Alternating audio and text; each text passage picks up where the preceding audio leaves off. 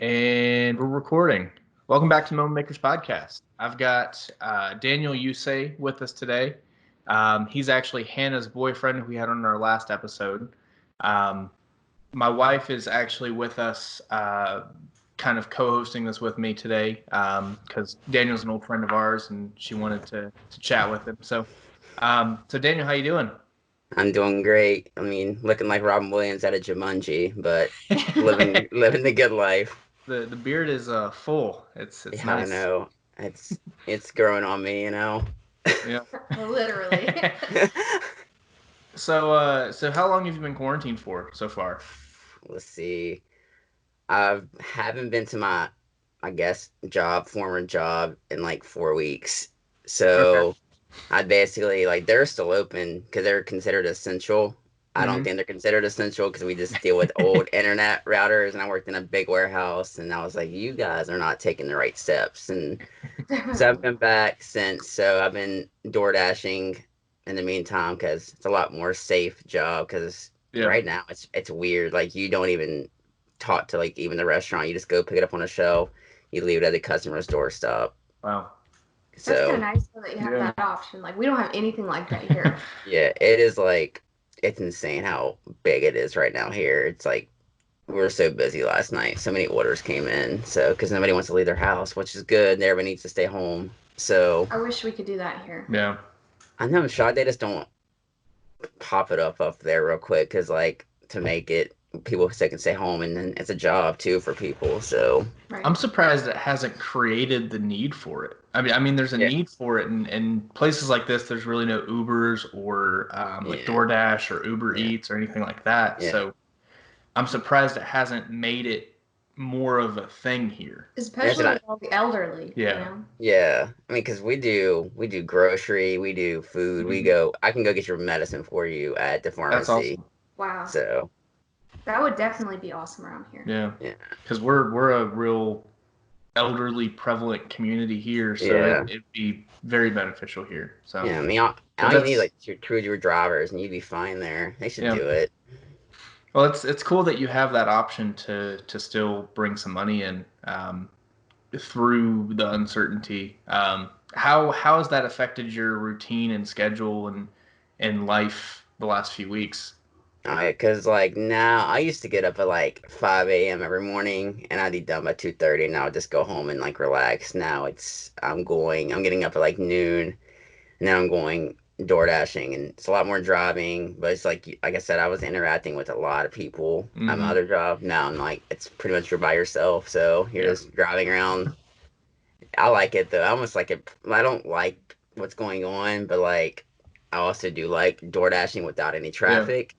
Yeah. So it's kind of Right. nice. There's nobody out on the road, and here it's like traffic like 5 o'clock is like it's hell. So Yeah. it's like So a being ghost town. alone, but has being alone like more consistently affected like your mental state? Do you like it better? Does it kind of I don't Um, know. Cuz to me it's okay because I was a stay-at-home mom anyways, but not being able to see family as much has really like affected me. well, like here, it's just pretty much me and Hannah, so I don't really have any family here. So all I would see would Hannah anyways, and we're spending a lot more time together than we were before everything That's happens. good. So, and we haven't killed each other yet. It's been a month, so we're getting along great. And then when I'm by myself in the car, I usually turn on a podcast, Moments Makers podcast. So I don't feel alone because almost all the guests I know really well. So it's Yeah. like I'm talking with friends. It's just Yeah. they can't hear me. So That's a cool perspective. And that's kind of the atmosphere that we try and have with a podcast is kind of like a living room style where it's not there's no editing or anything with it. It's Daniel, I have to show you something real quick. Sorry. Hey. Shaq, always that thing's so old. I just love it. I think it's so funny. Nobody else can get that, but it's okay. especially the people that are listening. But that's a great Yeah. segue. It's a Shaq bobblehead for anyone who needs to know. Me and Daniel used to be, well, we've met each other when, how old was I? God, I was like, so a kid like 2008. So how old were you in 2008? 12 I was years. like Yeah, I was 12, but it was before that, wasn't it? Because you moved to North Carolina with us, and I turned 13 there, but we had known you for a while first, didn't we? Yeah. No, I yeah, I was yeah, probably 11 yeah, or 12. yeah, yeah. That's crazy. I'm 23 I know. now, so we've known. Yeah. I'm 30 in next month, so I'm getting up there.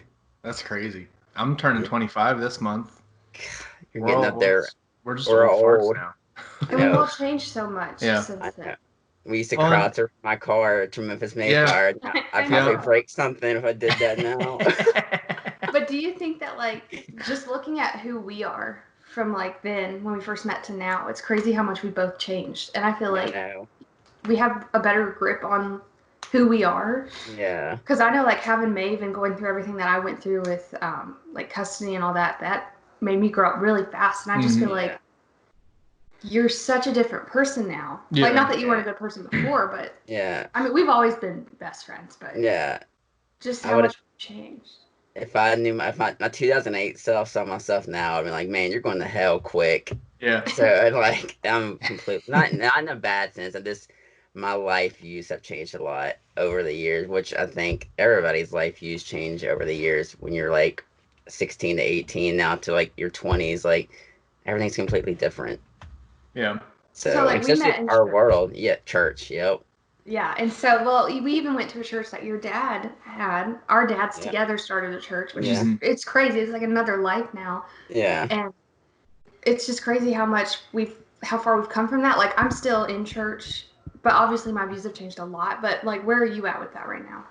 I do not go to church at all. I think I have not been in church in 4 years, which Wow. you would be shocked to hear that. I'm a preacher's kid, grew up in church, but I think that's kind of why I don't go to church anymore because it was like I had to do it every single Mhm. day. Not every single day, but every single Sunday, every single Wednesday Well, of it's my also your life. life, like day to day. Yeah, yeah. Is your faith something that's still important to you, or is it something that you really don't think about anymore?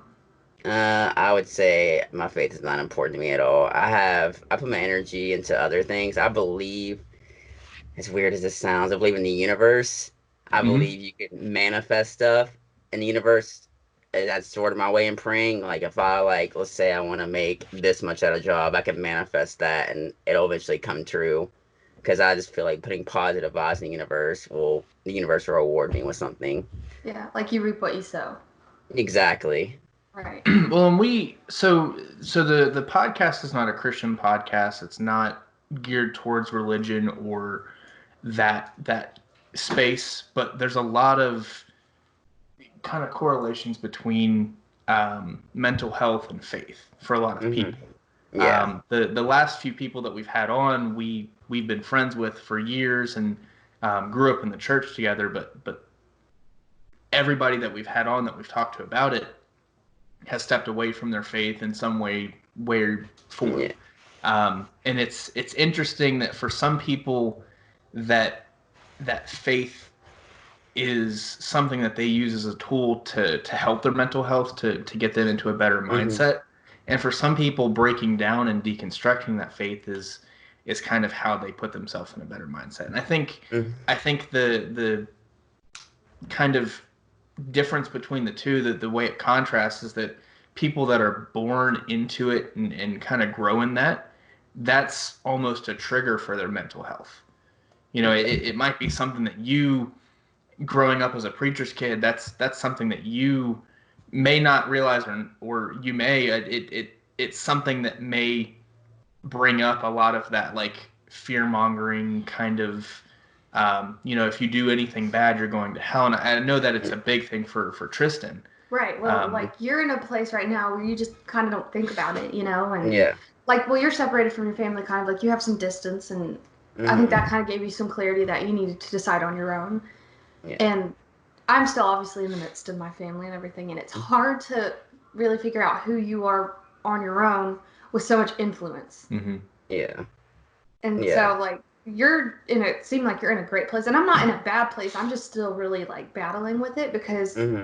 there's so much influence on you right now, so it's hard to like get past the fear mongering. Like, do I really believe this? Am I scared I'm gonna go to hell? Like, is there a hell to go to? Like, just Yeah. things that I feel like you shouldn't have to be scared of, Mm-hmm. like whether you believe or not. Fear Hmm. mongering is just like a huge part of life, and it's just kind of scary. So I'm still in a place where I'm just struggling to even, find what I believe and not having to feel guilty for it too. And you seem like you're in a really great place with that, with like just who you are. You seem like you're in a great mental state just in general. You've always been happy. Faith isn't something that's important to you anymore, what are some ways that you use to keep your positivity and your mental health up? I just, I think when I get up in the morning, me and Hannah, now that I don't work at 5:30 in the morning before the sun comes up, we usually take our dog on a walk, and every morning we do a gratitude list. We do 10 things we're grateful for the day before. So that really puts in perspective what you really like, even like the small things. Like, I'm grateful that I can sleep in every single day now.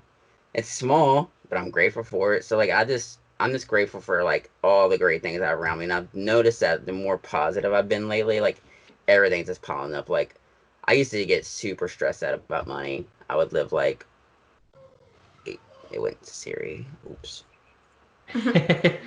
Yeah, Siri, I don't know what happened there, but I used to get really stressed about money. That was like I would live paycheck to paycheck, and Hannah started doing this money. She got a money coach last year sometime, and ever since then we just changed our money mindset. Like, we try to say we're not broke anymore, or try not to put like negative annotation of money. We try to say, like, we don't say things are expensive. We change our wording about it. And ever since then, money's not a stress for me. I would say the only thing that's stressful for me now is my health, because I get like, Hannah always called me a hypochondriac, because I'll get like a slight twinge in my chest, and I'm like, oh, I'm gonna die. I'm gonna die. I literally did that last night. I sat up in bed. It was like 1 a.m. I was like, I'm having heart palpitations, Brendan. So I started Googling it. And I was like, this is it. I'm on my way out. And I literally freaked out. Yeah, so like, I feel like we're a lot alike now. Yeah, my ribs are hurting. I'm like at work one day, and I Googled it, and it was like, oh, you could have like some tiny cancer. I'm like, oh, this sucks. So this is how I go. I would say that's the only stressor I have in my life, which, I still like. That's how, like, Hannah was like when she was like, what are they going to talk to you about? Like, you're literally probably one of the happiest people. You really I'm like, I guess I'll just talk about how positive I can be, and I do love this podcast. Sometimes having that. Nice. And that's awesome. And we're starting to do videos on YouTube and stuff, so people can actually see that now. Yeah. So, well, it's nice to have that perspective too. Not everyone has to be sad or like dealing depressed with something and anxious. And you know what? I think a lot of people don't realize, like, happy people stress out too. Like, you can be the most positive person in the world. You're still gonna like wake up some mornings and like, maybe I'll just stay in bed today. Like, you're still going to have those days, like, whether you're positive or not. I'm not a positive person at all. I don't know why. I feel like if I am, I jinx myself, and that's something I've been working on. So it's funny that you said, like, changing your wording, because I was talking to him about that yesterday. I was like, instead of saying, oh, we have to get up and we have to clean the house, be like, we get to be home today to clean the house. Or we get to go change Rose's diapers so that she doesn't stink all day. Like, it changes everything, really, like, your whole outlook on everything. Yeah. It really does. How has being in a relationship with a mental health professional changed your outlook on life and kind of your mental state on a day-to-day basis? How long have you guys been together? We have been together 3 years in October. Okay. So, pretty long time. I would say before I met her, I really didn't even think about like therapy or mental health, because like in West Virginia, I don't ever recall seeing like therapy. I don't know where even a therapist is at in West Virginia, in Lewisburg. Right. So like, we do live in a small town, so like I'm not saying West Virginia is behind, but like, I just don't think therapy is as prevalent there. So when I got with her, it was very interesting. I would always ask her like questions about work, which in the therapy world, she really can't tell me much. You can just tell me like very minimal, like blurred out things. So it's like kind of interesting when she comes home and you ask her about her day. She really can't say a lot. She can say how many clients she saw, but like, she really doesn't say much after that. So she really tries not to bring work home, and she never really does. And like, now it's really weird, because like, I'm technically sitting in her office, which is the closet, because she's seeing clients now, because I can't listening. She wears AirPods because you're supposed to, but like I still like try Mhm. to go in the living room, so I don't even hear what she's saying. So it's Yeah. that's very weird, like going on right now. She's still seeing clients from home, So she so like has to bring work home. Yeah. she has to bring where but like her commute to work from home is very nice now. She walks from the Yeah. closet to the bedroom, so That's really that's interesting that you never really thought about it before. Is it something that you find yourself thinking about more now, just in your day-to-day life, or is it something that you really don't have to think about because you're always in a positive mindset? I think I mean, if I could probably see therapists, because I don't think there would be anything wrong with me seeing one, because I don't think you have to Yeah. be like wanting to kill yourself, or like Hmm. people Right. like I get anxious, like I said, about my health, and that probably would Yeah. be good. So like I think everybody can benefit from therapy if they can afford to, which there's a lot of outlets out there for it. Hmm. So I did not know that before, like I said, but like there's so many ways to get it now, Well, and and that's like something that just we're. Oh, go ahead. Sorry, go ahead. and, and just like venting to your friends is not the therapy like people like, oh, that's my therapist, is my friend. I'm like, no, you need like to talk to like a professional. Like you can Exactly. talk to Well, your and friends. So that's something that Hannah posted on Instagram, I think yesterday, where like your friends are in the shit with you, yeah. right? Like they're part of the stuff that you're going through together, so they really can't be the people you talk to because Yeah. they have a vested interest in what you're doing instead of being a third party perspective. Well, it's also like from a professional's point of view, it's like let me get you through your problems. But when it's talking to a friend, they might take on some of your worries. Yeah. So like you're like, I'm really stressed about money. I'm really scared. I'm not gonna be able to take care of my kids. Well, maybe they're pregnant or about to have a baby, and they're like, oh my god, I hadn't even thought of that, and now I'm freaking out about it. Whereas like a professional could distance themselves from that Hmm. Yeah. and like give you a different perspective on it. So Mhm. is have you like with Hannah had any of that? Like, I know obviously you're not taking, like, having sessions with her or anything like that, Mhm. but has she done anything like that to change your perspective on things? Yeah, she's like really like I would always like hold in like my feelings like super tight until like eventually I would just like burst. And she was like, it's okay to like cry. It's okay to have emotions and stuff like that. Like when I had everybody knows like when I had the whole teeth procedure, I Mm-hmm. didn't go to the dentist for years. Like I was terrified. I was so Mm-hmm. scared to go to the dentist.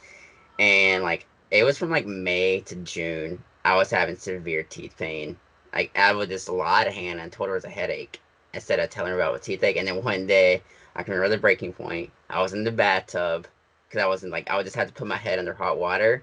That's the only thing that would help me. And I just broke down crying. I was like, I can't take this. I was like, it's teeth pain. I'm sorry for lying to you. I was like, but you can't help me. I don't want help. I don't want to go to the dentist. And then without my knowledge, she just went behind my back and did it anyways. But I'm glad she did because I got what I needed to get done. It was like they're like I went. They're like you're like you could have died in the next few years if you would have not Wow. got this fixed. It Wow. was the infection was that bad. So, and I appreciated all the people who donated to my GoFundMe. And then like ever since then, I have not had any pain. It's literally changed my life. Like my life's way better now. It just shows you like mental health, physical health is super important. So Well, and your outcome and outlook on life stem from what you do for yourself.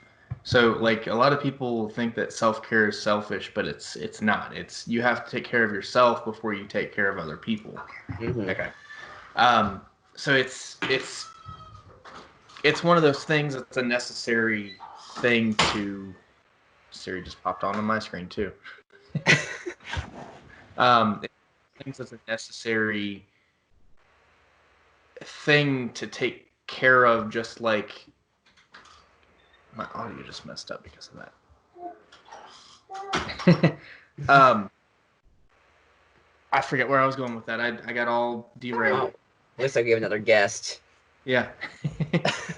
um, what so kind of shifting gears, what is your perspective or opinion, I guess, on the podcast, where you really didn't have any influences in mental health before, and now that you Mhm. you kind of know what it is and have consistent person in your life that's constantly dealing with mental health. What is your perspective and opinion on the podcast? I really love the podcast because like I feel like me and you weren't like talking. Not that we weren't friends, but like we just didn't talk for like a long time. Then like randomly I saw you were doing the podcast. I think I'm not sure if it was Tristan or somebody shared it that we were starting a podcast, and then I was like, I'll listen to it because I love podcasts. And Hannah always gets on to me. She's like, she does like the 20-minute podcast. I'm like, if it's not an hour, I don't like listening to it that much. Yeah. I love long podcasts. Yeah. And I was like, oh, so first episode was an hour. I was like, awesome, I'll listen to this. And I was like, I want to reach out to him because I love this idea. I love the clothing brand, and I feel like, and I don't feel like I know it's going to be a big brand one day. Yeah. I just can feel it because it's like, just can help anybody. Like me, like you said, I'm a happy-go-lucky person. Like, I don't deal with a lot of stress, but if it can help me and I enjoy listening to it, somebody who's going through a lot of shit will really appreciate it too. I just love everything about the brand and the podcast and all the guests, and even people who don't know. Like, I listen to it obviously because it's you and like all our old friends, but like I feel people who don't even know us can get to know us and become our friend through this podcast. Right, and it shouldn't be like, for other people who obviously don't know us, I feel like it should feel like you're sitting down and having a conversation with somebody, because a lot of things that like our friends have gone through are super common things, but unfortunately they're not talked about because they're like kind of taboo, or nobody wants to talk about the kid who grew up in church but doesn't want to go anymore, even though that's super normal. Like, that's a huge population of the world. But for some reason, it's just not talked about. And I feel like it's not giving people permission to talk about it, but giving them more desire to express that. Well, and people do kind of need permission to express their feelings now. Right. Yeah, it's true. It's a weird thing. Especially, like, you being a man that is kind of a manly guy with a nice beard. It's a weird thing to talk about your feelings and to express emotion, and having that permission to be vulnerable and express that is something that you don't think that you need permission to do, but you do. You need to be told that it's okay to do, and that it doesn't make you any less of a person or less of a man. That's a normal part of life. Yeah. I have a question. Oh, you go ahead and say what you were going to say first. I was like, I had a thought because we all pretty much grew up in church, and like I feel like if we like would talk like how we're stressed out or this, or like just pray God will take it away. I'm like, it's not that easy. We heard that so many times, and I just got sick of it. Like, there's nothing wrong with reaching out to like a therapist or like starting a podcast that not really deal with Christianity and like dealing with this mental health. Like, there's nothing wrong with it. And I just feel like the church is just like, not all churches are bad, but like there's some churches. And I don't want to. I think it's that too. Yeah. I don't want to discredit the people that were involved. I don't know if so. We have a lot more resources now than what we did back then. Oh yeah. I think there is a lot of doctrine and theology that people are taught, and that's kind of the way that they just live their life. Yeah. I was on a podcast with a guy who was in a similar situation with what we're in now, where he grew up in church and he had a lot of anxiety growing up, and he said that was their reaction was to just pray it away, say a prayer, God will fix it. And when you have that mentality, and kind of all that to say that it's not the people that were telling you that's fault, that's just all they knew. Yeah, that's all they knew. They didn't know any different. They didn't know what mental health was. It wasn't a thing that was talked about back in the early 2000s, at least not to this level. But what happens with that is it creates a level of anxiety in itself, because you still have the anxiety, you still have the depression. So what went wrong? Am I not praying hard enough? Does God not love me? Yeah. Am I not good enough of a person for God to take the depression or anxiety away? So it creates its own level of anxiety in itself when you don't get the outcome that you're looking for. Well, we always, like, obviously my dad's praise and worship leader, your dad's a pastor, so we've heard that our whole lives. But how has your family handled like your transition? Do y'all talk about it? Is it just kind of something you don't really bring up? I just don't I don't think they really don't ask about it. I think they kind of assume everything that's going on. I'm not sure Right. they want to really know what's going on. So it's just something that's not really brought up. Like every time I would ask my like not help. I'm like, Dad, I had this GoFundMe. Can you like share it? He's like, No, I can't share it. The church won't allow me to share it. I'm like, why? Like, I just don't get it. Like they didn't like. It's just very. I think I saw like the dark, not the dark side. That's a really bad word. Like a different side of church than most people saw being a pastor's kid. And like I saw Mhm. my dad get hurt multiple times. So like I don't think he would fault me because like my brother is the same way. Like he Mhm. same path. My sister's the only one that's really like super Christian now. So like I feel like my parents just don't want to talk about it. Yeah. So it's never really brought up. So Well, it seems like, from my perspective, the ones that are involved the heaviest when they're younger, or that have more of a role in the active, um, like pursuit of worship or youth ministry or whatever it is, they tend to be the ones that fall away from it completely. yeah, And I don't know if that's true in what you've experienced or what, but it seems like the ones that have a more um, in-depth experience of what church is from the inside out versus just going on a daily basis or weekly basis, they tend to see the other side of what goes on, and they fall away from it completely.